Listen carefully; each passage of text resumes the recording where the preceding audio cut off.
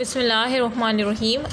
बेटे last time जो है हमने स्टार्ट किया था, अपने वर्क को ही प्रोसीड कर रहे थे, लेकिन ये लास्ट वाला जो है रह गया। सो इसमें देखें क्या पूछा जा रहा है कि the graph between displacement and component of force. आपको दिख रहा है कि भाई जो पहले मैंने ग्राफ दिखाया था वही ग्राफ नीचे जो है एक क्वेश्चन की शक्ल में इन्होंने दिया हुआ है कि एक्स एक्सिस पे जो है इन्होंने डिस्प्लेसमेंट दी है और वाई एक्सिस पे इन्होंने कंपोनेंट ऑफ फोर्स दिए है। ठीक है, अब वो आपसे पूछ रहे हैं कि बेटे work done on the body बताएं कि टोटल वर्क डन हुआ कितना। पहले बॉडी ने क्या, बॉडी जो है 2 मीटर डिस्प्लेसमेंट उसने कवर की और कितने न्यूटन फोर्स लगी उस पर, देखें 10 न्यूटन फोर्स लगी। 10 न्यूटन फोर्स जब लगी जब ही बॉडी ने 2 मीटर डिस्टेंस कवर किया। देन बॉडी पे क्या हुआ, 2 मीटर से 4 मीटर कब किया डिस्टेंस कवर, जब 5 न्यूटन की फोर्स लगी।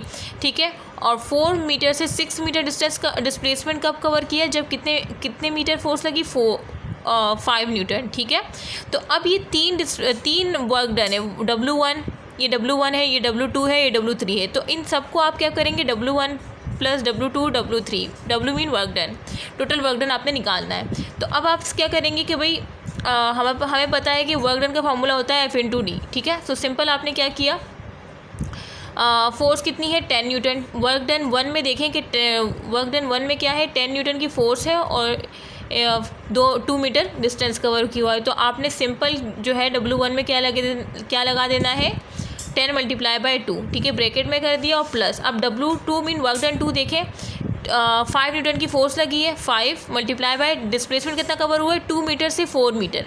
ठीक है, तो यहाँ पे आप क्या करेंगे, इनिशियल 2 है, फाइनल 4 है, तो 4 माइनस 2 करेंगे तो आपके पास डिस्प्लेसमेंट क्या आई 2 मीटर, तो 2। ठीक है, और वर्क डन 3 देखें उसमें भी 5 न्यूटन की फोर्स, तो 5 मल्टीप्लाई बाय इनिशियल पोजीशन क्या थी डिस्प्लेसमेंट की 4 थी और फाइनल क्या है 6, तो 6 माइनस 4 करेंगे तो 2 मीटर, तो 2 से मल्टीप्लाई करेंगे। तो अब देखिए 10 2 ज़ा 20 हो गया। ठीक है, प्लस का प्लस, और 5 2 ज़ा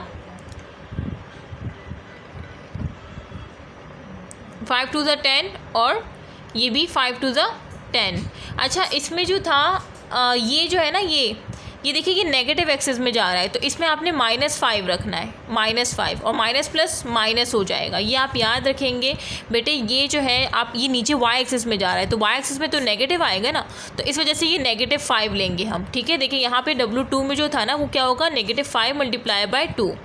ठीक है, जो कि क्या होगा -10 होगा।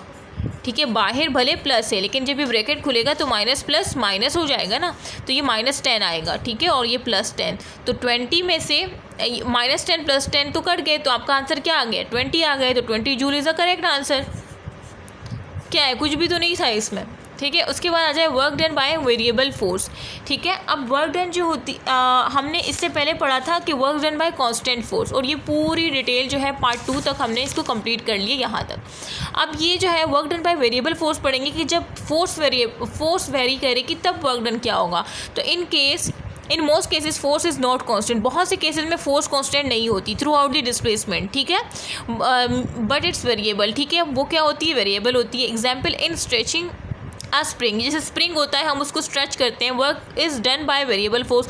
उसमें वर्क डन जो है ना वो वेरिएबल फोर्स के ज़रिए होता है। ठीक है, मीन फोर्स डायरेक्टली प्रोपोर्शन होता है किसके, डिस्प्लेसमेंट के। ठीक है, अच्छा, force displacement graph for a body shown in the figure, work done on the bodies. अब ये कह रहे हैं कि ग्राफ आपको शो किया है, वाई एक्सिस पे फोर्स है, एक्स एक्सिस पे क्या है डिस्प्लेसमेंट है। तो इसमें आप देखें कि फोर्स कांस्टेंट नहीं है। देखिए फोर्स कांस्टेंट नहीं है क्योंकि फोर्स क्या हो रही है, बढ़ती जा रही है। इसमें क्या था, फोर्स कांस्टेंट थी। ठीक है, इसमें देखिए फोर्स कांस्टेंट नहीं है, तो वेरिएबल फोर्स की वजह से हम कह रहे हैं। तो अब इसमें देखो, इसमें किस तरह से, अब ये आपको क्या लग रहा है, एरिया ऑफ ट्राइंगल है ना, जिस तरह से ऊपर एरिया ऑफ रेक्टेंगल था, तो यहाँ पे क्या एरिया ऑफ ट्राइंगल है। तो एरिया ऑफ ट्राइंगल के लिए क्या होता है,